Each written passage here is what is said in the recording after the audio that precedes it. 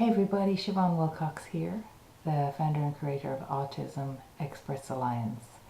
Day 22 of Parenting Autism Real and Raw. Thank you so much for coming back and joining me again. You know, a miracle happened at our house last night.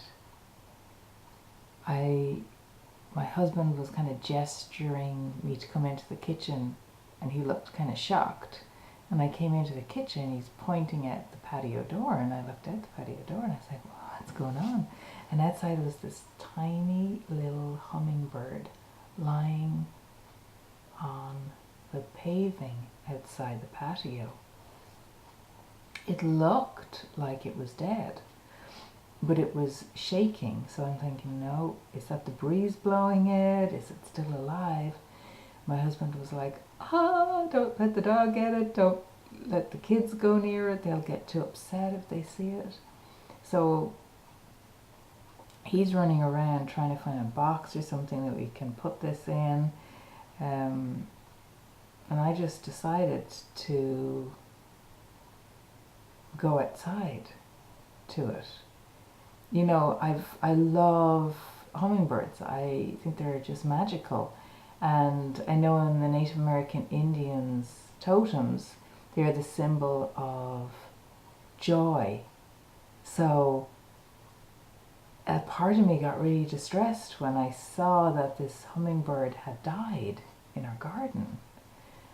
And I'm thinking to myself, ooh, that's not so good for our totem. But I went outside, and I've been doing hands-on healing since I was 6.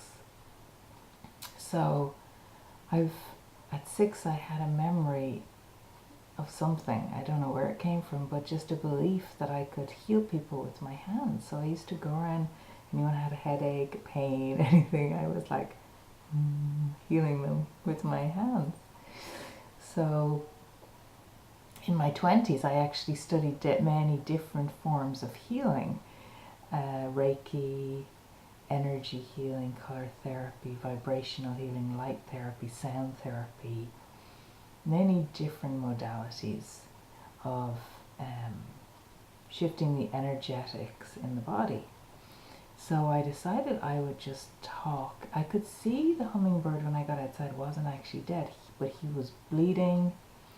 He'd cuts all down his chest. I thought to myself, he's either being attacked by something or he's flown into our patio and we didn't hear it because all his throat was all cut up. And then I thought maybe he was in a fight with another hummingbird, because I know sometimes they fight for territory. So I decided, I'm like talking to the little bird. I'm like, it's okay, sweetheart, you're going to be safe, you're going to be okay. And I decided to just kind of kneel down close to him and send healing to him. He was so shaking. I mean, he was just like zzz, like this, back and forth, and his eyes were watching me, and he was panting, and he looked at any moment that he was just going to die. And I just started sending healing to him, just love and healing. And next minute my husband is just getting the box and he's walking up to the patio door, and the bird whoosh, up whoosh, flies off. My husband's like, what the? That was a dead bird. It's a miracle. But it was a miracle. It was a miracle in belief. It was a miracle in love. It was a miracle in healing. And in a sense, I felt it was symbolic of the journey I've been on with my son. You know, he's been so distressed in the last number of months, so aggressive, so out of character with himself, that it was depleting aspects of our family's joy. And when I saw the hummingbird outside, I'm thinking to myself, whoops, that's not good symbol for our joy levels, a dead hummingbird in our garden. But then the miracle of restoring the hummingbird to life brought new hope to me, and I could feel this rush of energy come into me. It was like, okay, miracles happen, things happen, shifts happen. And I had said in a few videos ago, you know, we're really starting to see the link between our son's behavior and different foods types. And in the last couple of days, we've brought that down again, and we found that one particular food was creating havoc for him. And so he took it out of the diet 2 days ago, and well, actually just yesterday. And yesterday he had such a good day. It was a very different child than we've had for a long time. So we're going to continue on that journey of discovery, of belief, of miracles, of, you know, actually understanding that what you believe in can really shift the energy around you. I was just reading a story. I'm going to put the link below here of the whole story because it's amazing, of Wilma Rudolph, who in 1960 won 3 gold medals. And at the time, she also broke world records for running. Now, you will say to yourself, well, she obviously trained really hard and she was very dedicated, but the miracle in this was that she was supposed to never walk. She had polio when she was a small child, and the doctors had told her that she would never walk. And her mother said to her, "You will walk. I believe in you." And it was her mother's dedication to bringing her to the hospital for the physical therapy all the time on the Greyhound bus 40 miles away from their home.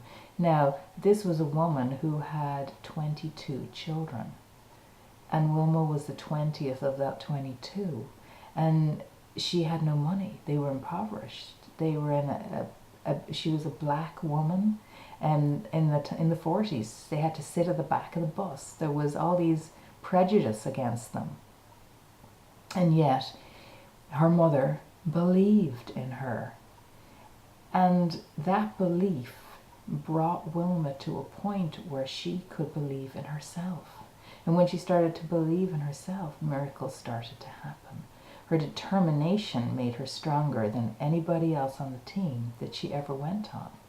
You know, at first she wasn't picked to be even on the basketball team because she couldn't really play, but the coach watched her and knew that she was the most determined person on that team, so he let her on, but she sat on the bench most of the time. And eventually she got to the point where when he let her on the court, she was forced to be reckoned with.